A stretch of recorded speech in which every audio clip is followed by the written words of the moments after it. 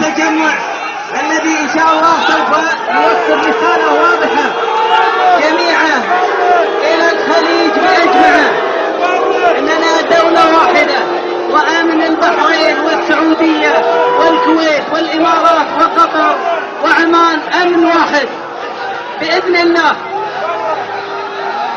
ونشكركم مرة أخرى.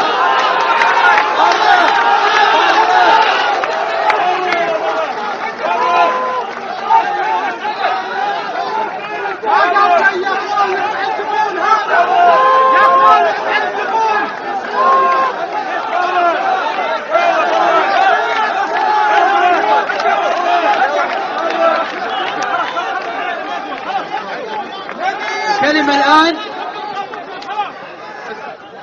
أتمنى الجمهور الهدوء. الكلمة الآن للنائب،